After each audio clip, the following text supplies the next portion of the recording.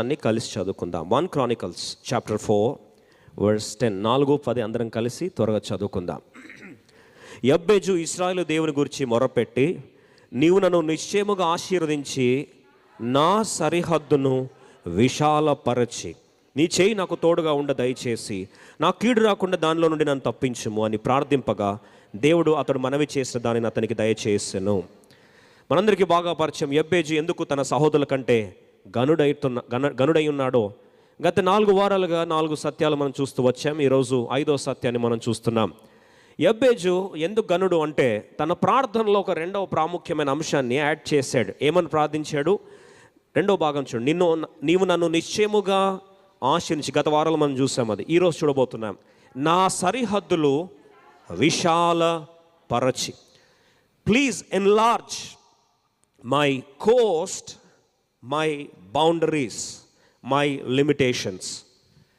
యబ్బేజు ప్రార్థన చాలా ప్రాముఖ్యంగా ఒక్కొక్క అంశాన్ని తను ఎంత లోతుగా ప్రార్థించాడో, ఎందుకు తను మిగతా వారి కంటే గనుడైనాడో అక్కడ జ్ఞాపకం చేసుకొని వచ్చిన మాట ఏంటంటే, ఆయన అంటాడు, అయ్యా నేను నా జీవితంలో వేదన అని తల్లి నాకు నామకరణం చేసింది. వాస్తవంగా నా జీవితం వేదనగానే మిగిలిపోవాలి. కానీ అయ్యా ఇశ్రాయేలు దేవా, నువ్వు నన్ను నిశ్చయంగా ఆశీర్వదించని అంతటితో ఆగిపోలేదు. రెండో మాట ఏమంటాడంటే, నా సరిహద్దులు విశాలపరచుము. నా వెనకాల రిపీట్ చేస్తారండి. నా సరిహద్దులను విశాలపరచు దేవా.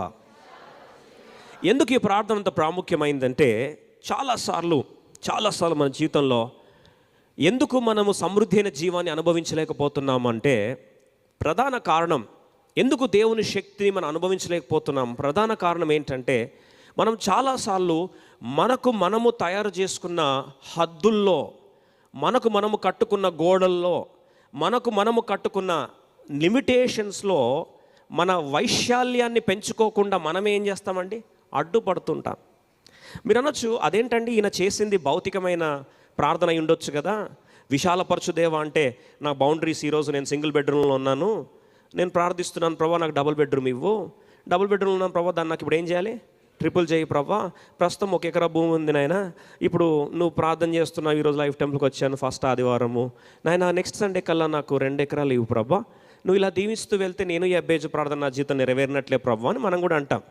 కానీ వాస్తవంగా అది భౌతిక హద్దుబాట్ల గురించి కాదు అనే సత్యాన్ని మీకు జ్ఞాపకం చేయాలని ఆశపడుతున్నా. మీరు అనొచ్చు, అట్లెట్లా అవుతుందండి? సరిహద్దులు విశాలపరచు ప్రభు అంటే యబ్బేజు యబ్బేజు చేసిన ప్రార్థన ఉండొచ్చు కదా అంటే, ఒకవేళ ఆలోచించండి, యబ్బేజు ఒకవేళ అదే ప్రార్థన చేశాడు అనుకోండి 2 నిమిషాలు. ఆయన గనుడయ్యేవాడు కాదు మిగతా వారి కంటే. మీరు అనొచ్చు, ఎందుకు గనుడు కాడంటే, బాగా వినండి. ఆయన ఒక భూమి కొనుక్కున్నాడు అనుకుందాం. ఇప్పుడు ఇల్లు ఉంది మనకు. ఇప్పుడు ఇల్లు ఉండేసరికి మనం పక్కన ఉన్న కాలనీ కూడా ఏం చేస్తామంటే, పక్కన ఉన్న ప్రాపర్టీ కూడా మన దేవుడు దీవిస్తున్నాడు అనుకోండి. మన చేతి పనిని ఆశ్రయిస్తున్నాడు. మన యొక్క వ్యవసాయం బాగా వర్ధిల్లింది. 3 పువ్వులు కాస్త 6 కాయల్లాగా దీవించబడింది. ఇప్పుడు వచ్చిన డబ్బుని ఏం చేస్తాం? పక్కన ఉన్న ప్లాట్ కొనుక్కుంటాం. అది అయిపోయిన తర్వాత పక్కన ఉన్న ల్యాండ్ కూడా కొనుక్కుంటాం. ఇప్పుడు అది కూడా సేద్యపరుస్తాం. అది పెరిగింది, మళ్ళీ ఏం చేస్తాం? దాన్ని పక్కన కొనుక్కుంటాం. దాని తర్వాత ఇలా పెంచుకుంటూ ఏం చేస్తామండి? ఎక్స్పాండ్ అవుతూ ఉంటాం. అందుకే కొన్నిసార్లు చూస్తాం, ఒక హోటల్ చిన్న డబ్బాతో స్టార్ట్ అవుతుంది, తర్వాత మొత్తం ఆ కాలనీ మొత్తం ఏమవుతుందండి? ఆ హోటల్ ఇక్కడ స్టార్ట్ అయితే ఎండింగ్ దాకా అదే ఉంటుంది. అలా అనుకుంటే అవునండి ఇది విశాలపరచబడ్డం అంటే అంట. ఒకవేళ అదే కాన్సెప్ట్ అయితే చూడండి, 49 సంవత్సరాల దాకా, అంటే 10, 20 సంవత్సరాలు, 30 సంవత్సరాలు, 40 సంవత్సరాలు దేవుడు సరిహద్దులు విశాలపరిచాడు కదా అనుకొని అన్నీ కొనుక్కుంటూ వెళ్ళిపోతే 50 సంవత్సరం వస్తే, 50 సంవత్సరం ఏం తెలుసా అండి? సునాద వత్సరం అంటారు, ఇయర్ ఆఫ్ జూబ్లీ అని. మరి జూబ్లీ ఇయర్ ఏమవుతుంది? పాత నిబంధన ప్రకారము లేవికాండం 27వ అధ్యాయము, book of Leviticus chapter 27 verse 24, 27వ అధ్యాయం 24వ వచనం ప్రకారం ఏం జరుగుతుంది? 27, 24 అందరం కలిసి చదువుకుందాం. సునాద సంవత్సరమున ఆ భూమి ఎవని పిత్రార్జితమైనదో వానికి, అనగా ఆ పొలమును అమ్మిన వానికి తిరిగి. ఇప్పుడు ఎవరెవరైతే అమ్మారో ఈయనకి 49 సంవత్సరాలు, వాళ్ళందరూ 50 సంవత్సరాలు వెయిట్ చేస్తూ ఉంటారు, బ్రదర్ జేబేజ్ అని. ఏంటయ్యా మన ఇంటి బయట అంతా నిలబడ్డారంటే, టాంటడాన్ జూబ్లీ ఇయర్ అని డిక్లేర్ అవుతారు. ట్రంపెట్ తీసుకొని ఏం చేస్తారండి? ఊదుతారు. ఊదేసరికే ఇప్పుడు యబ్బేజు బ్రదర్ బయట 49 సంవత్సరాలు ఎవరెవరు ఏమైతే అమ్మారో వాళ్ళందరూ వచ్చి ఏం చేస్తారండి? ఇచ్చేనాయన తాళపు చెవులు ఇచ్చేయి, డాక్యుమెంట్లు ఇచ్చేయి, తీసుకెళ్ళిపోతామని. సో ఎక్కడ స్టార్ట్ అయ్యాడో మళ్ళీ ఎక్కడికి వస్తాడు? అక్కడికే వస్తాడు. అందుకొరకే దేవుని వాక్యం మనం లోతుగా ధ్యానించే బద్దులమై ఉన్నాం. మరి ఏ ప్రార్థన అయింది ఇది? What is that prayer? మరి నిజంగా భూమి వైశాల్యాన్ని పెంచుకోవాలంటే మరి దానికి సీక్రెట్ ఏంటి? ఉత్తగా కొనుక్కుంటూ పోతే కాదు. యెహోషువ గ్రంథం 1:3 ప్రభు ఇక్కడ వాగ్దానం ఇచ్చాడు. జాషువా చాప్టర్ 1:3, యెహోషువ గ్రంథం 1:3 అందరం కలిసి చదువుకుందాం. నేను మోషేతో చెప్పినట్లు మీరు అడుగుపెట్టు ప్రతి స్థలమును, బాగా వినండి. ఇప్పుడు స్థలము పొందాలి అంటే దేవుడు మోషే ద్వారా వాగ్దానం ఇచ్చాడు. ఎవరికి ఇచ్చాడు? ఇశ్రాయేలు ప్రజలకు వాగ్దానం ఇచ్చాడు. ఏమని వాగ్దానం ఇచ్చాడంటే, మీరు వాగ్దాన స్థలంకి వెళ్తున్నారు. ఈ వాగ్దాన స్థలంకి వెళ్ళినప్పుడు అక్కడ 7 భయంకరమైన జాతులు ఉన్నారు. యబూసీయులు, హిత్తీయులు, ఇవన్నీ కూడా అమోరీయులు, వీళ్ళందరూ కూడా టోటల్ ఎంతమంది ఉన్నారండి? 7 మంది ఉన్నారు. వారు మీకంటే బలమైన వారు, పరాక్రమ గల వారు, అనాకీయులు లాంటి వారు. అలాంటిది ఆ 7 జాతులను మీరు ఏం చేయాలి? తరిమి స్వతంత్రించుకోవాలంటే ఫస్ట్ ఆ భూమి మీద ఏం చేయాలి? అక్కడ మాట ఏమని రాస్తుంది చూడండి. అడుగుపెట్టు ప్రతి స్థలమును మీకు. ఇప్పుడు మీరే చెప్పండి అండి. ఇప్పుడు వచ్చి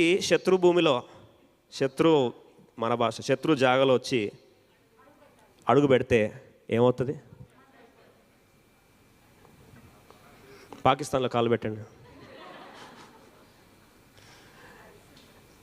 పాకిస్తాన్ దాకా ఎందుకండి? బార్డర్లో మన స్టేట్స్ మధ్యలోనే గొడవలు ఇంకా తీరట్లేదు. మాకు ఇంకా నావి రావాలి, మాకు ఇది నది రావాలి, మాకు అది రావాలి, ఇది కావాలి. ఇప్పుడు గొడవలు పడుతూనే ఉన్నాం. ట్రిబ్యునల్లో ఉంది ఇంకా కేసు. ఇప్పుడు అడుగు పెట్టాలి అంటే ఇశ్రాయేలు ప్రజలకి, యబ్బేజుకి మొదటికి ఏం కావాలి తెలుసా అండి? తన కంఫర్ట్ జోన్లో నుండి ఏం చేయాలి? బయటకు రావాలి. ఒకసారి జాగ్రత్త విందాం ఈ మాట. మనిషికి ఉన్న విషాదకరమైన సమస్య ఏంటంటే, మనిషి ఎప్పుడు కూడా కంఫర్ట్ జోన్ కోరుకుంటాడు. మనిషి ఎప్పుడు కూడా ఇనర్షియా ద్వారా నడిపించబడతాడు. ఇనర్షియా అంటే ఒక స్టేట్లో ఉంటే అదే స్టేట్లో కొనసాగుతాం. ఇప్పుడు కుర్చీలో కూర్చున్నాం అనుకోండి, అట్లనే కొనసాగుతాం. లేవద్దు, సడన్గా లేచి ప్రాణం చేద్దామంటే, లేచి పాట పాడుకుందామంటే అబ్బో. నిలబడే ఉండాలి. పండుకొని ఉండాలి. పొద్దున్న అమ్మ లేనన్నా కాలేజ్ టైం అవుతుందని, మమ్మీ 2 minutes మమ్మీ, నాన్న చర్చ్ ఫస్ట్ సర్వీస్ అయిపోతుందిరా ఆల్రెడీ, ఇంగ్లీష్ అయిపోయిందంటే పోనిమా మనం తెలుగు పోదాంలే. నాన్న 9 కూడా స్టార్ట్ అయిపోయిందంటే, అరే 11 ఉంది కదా మమ్మీ అని. లేచే లోపల ఎప్పుడు వస్తారండి? ఫస్ట్ సర్వీస్ అయిపోయిన తర్వాత లేస్తాం. తప్పనట్లేదు, ఎప్పుడు పండుకుంటే అప్పుడు దాని తర్వాత లేవండి, పర్లేదు. కానీ పండుకున్న దాంట్లో ఏమవుతుంది? మనకు ఇనర్షియా వస్తుంది. లేవడానికి చాలా కష్టం, బద్ధకం. ఇప్పుడు కుర్చీలో కూర్చున్నామండి, భోజనం కూడా అక్కడికే రావాలని కోరుకుంటాం, తప్పులేదులే. అక్కడికే ఫుడ్ రావాలా, అక్కడే కూర్చొని టీవీ అంతా అక్కడే పాప్కార్న్ తినాలి, అక్కడే టీవీ ఆన్ చేయాలి, అక్కడే అన్నీ. అంటే మనిషికి ఉన్న హీజ్ ఇనర్షియా బీయింగ్ అంటారు. మనిషి ఎవరండి? కంఫర్ట్ జోన్లో నుంచి మనిషి బయటకు రావడం అంత ఈజీ కాదు. కానీ ఇశ్రాయేలు ప్రజలకు దేవుడు నేర్పిన ప్రధాన పాఠం ఏంటంటే, ఐగుప్తు దేశం, బాగా వినండి, ఐగుప్తు దేశం నుంచి వాగ్దాన దేశానికి రాకముందు ఫస్ట్ లెసన్ దేవుడు వారికి నేర్పించింది ఏంటంటే, ప్రతిరోజు తన కంఫర్ట్ జోన్ ఏం చేయాలి? బ్రేక్ చేయాలి.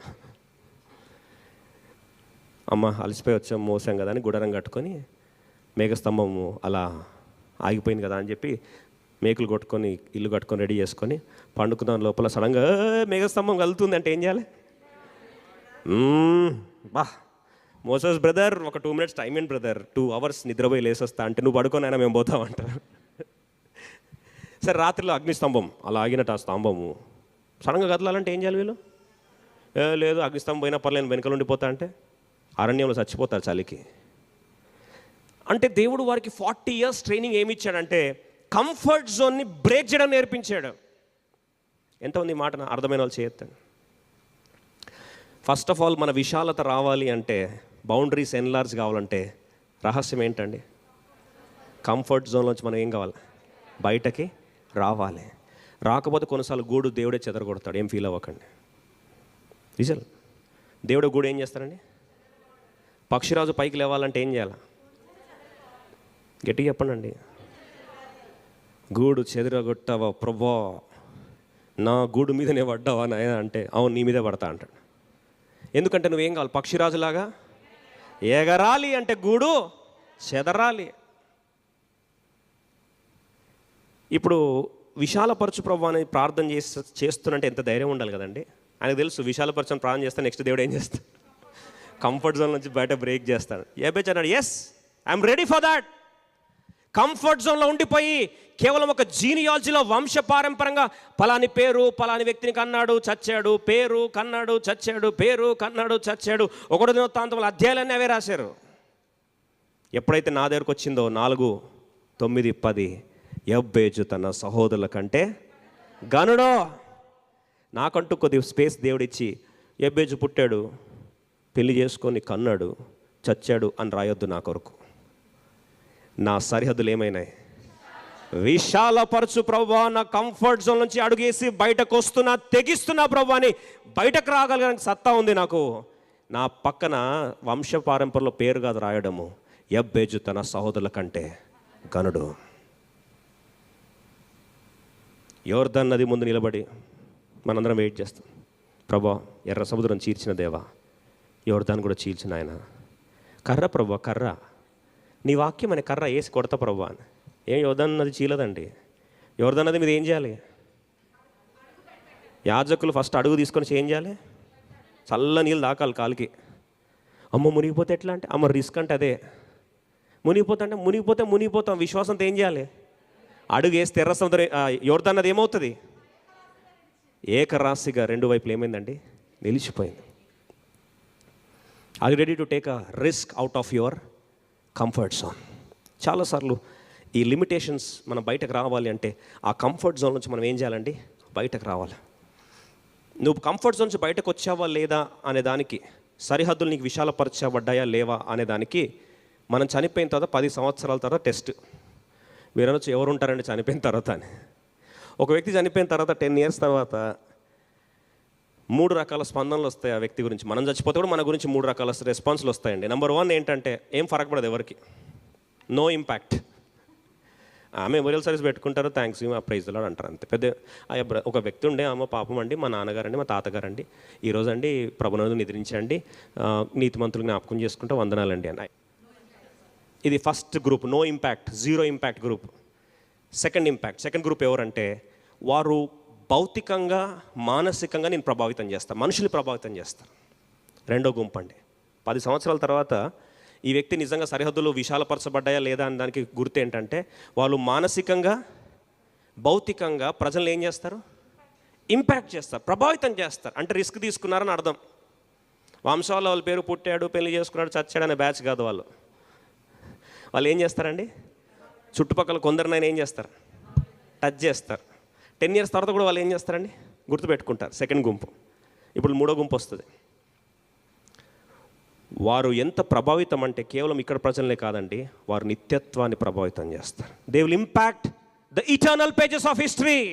10 సంవత్సరాలు కాదండి, చచ్చినా సరే నిత్యత్వంకి వెళ్ళి చూస్తే కూడా వాళ్ళు ఏమవుతారు? వారి గుర్తు చేసుకుంటారు.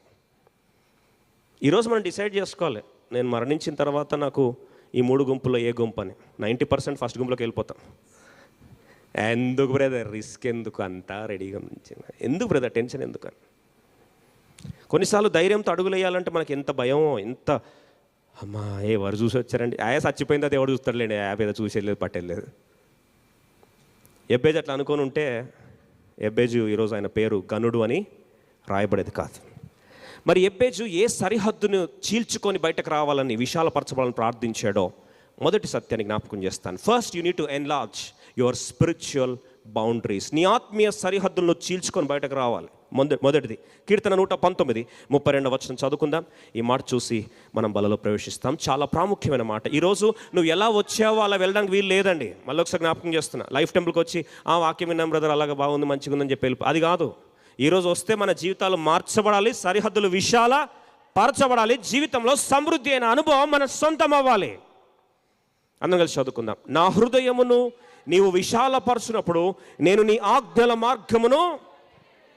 ఇక్కడ మాటగా ఇంత బ్యూటిఫుల్గా రాస్తాడు చూడండి. నా హృదయమును నీవు విశాలపరిచినప్పుడు నేను నీ ఆజ్ఞల మార్గమున నిలబడేదను, నడిచేదను, పరిగెత్తదను. ఏ డిగ్రీ అండి? 3rd degree. 3rd డిగ్రీ అంటే అది కాదు, మళ్ళీ 3rd డిగ్రీ అంటే అది మనకు వేరే టర్మినాలజీ వెళ్ళిపోతుంది. లెవెల్ 3 నిలబడే బ్యాచ్ కాదు, నడిచే బ్యాచ్ కాదు, వీళ్ళంతా ఎవరండి? పరిగెత్తే బ్యాచ్. అందుకని బైబిల్ రాస్తుంది, మన విశ్వాసమునకు కర్తయు దాన్ని కొనసాగించువాడైనా ఏం చేయాలంటండి? యేసు వైపు చూచుచు పందెములో ఓపికతో నిలబడదము, ఓపికతో నడిచెదము, కాదు ఓపికతో పరిగెత్తెదము. ఓపికతో నువ్వు పరిగెత్తాలి అంటే స్టెప్ నెంబర్ 1, నీ హృదయం ఏం కావాలి? విశాలపరచబడాలి. ఇప్పుడు ఆత్మీయ దృష్టి ఎప్పుడైతే విశాలపరచబడుతుందో, బాగా వినండి, ఆత్మీయ దృష్టి విశాలపరచబడితే ఆటోమేటిక్గా క్రైస్తవ యాత్ర పరిగెడతావు. దేవుని మార్గాల్లో ఏం చేస్తావు? పరిగెడతావు. You will be a warrior if your spiritual vision is enlarged. నీ ఆత్మీయ దృష్టి సరిహద్దులు విశాలపరచు. అందుకే ఒక ఇంగ్లీష్ బైబిల్లో రాస్తుంది 32వ వచనంలో ఒక ట్రాన్స్లేషన్ ఏమని రాస్తుందంటే, Lord please open the horizons of my understanding. కీర్తనకారుడు ప్రార్థిస్తుంటాడు, అయ్యా నీ ధర్మశాస్త్రంలోని ఆశ్చర్యమైన సంగతులు చూచినట్లు. ఎంత బాగా రాస్తుంది చూడండి. HCS pictures quickly projected. ఒక్కసారి ఆ మాట గమనించాల్సి మనం చూస్తాం. I pursue the way of your commands for you broaden my. చూడండి, దేవుని వాక్యం మనం విన్నప్పుడు సూపర్ఫిషియల్ వాక్యం చెప్పొచ్చు పైపైన. అండి అదే అబ్రాహం వచ్చారండి, అద్భుతంగా బలి అర్పించేశారండి, మనం కూడా అలా విశ్వాసం ఇది చెప్పొచ్చు సూపర్ఫిషియల్గా. అప్పుడు సూపర్ఫిషియల్ వాక్యం సూపర్ఫిషియల్గా ఉంటుంది. అదే మన ఆత్మీయ ప్రత్యక్షత అనేది విశాలపరచబడితే, హృదయము విశాలపరచబడి ఆత్మీయ నేత్రాలు ప్రత్యక్షపరచబడితే మన ఆత్మీయ యాత్ర పరిగెడతాం. ఎట్లా వెళ్తామండి? పరిగెడతాం. We will be warriors racing. అందుకొరకే సరైన వాక్యం మనలో పడాలి. సరైన వాక్యం అంటే ఫ్యూయల్ లాగా, ఇంధనంలాగా. ఇంధనం పడిందంటే బండి ఏమవుతుందండి? రేస్ చేస్తూ ఉంటుంది బండి. అదే ఫ్యూయల్ ఎంటీకి వస్తే, రిజర్వ్ వస్తే రేస్ చేసుకుంటూ పోండి, మధ్యలో ఆగిపోతుంది, ఫైన్లు పడుతూ ఉంటాయి, వెనకాలంతా ట్రాఫిక్ జామ్ అవుతూ ఉంటుంది. ఈరోజు ప్రభు జ్ఞాపకం చేస్తూ ఉన్నాడు, అయ్యా నా సరిహద్దులు, ఆత్మీయ సరిహద్దులు ఏం చేయాలి? విశాలపరచు ప్రభు.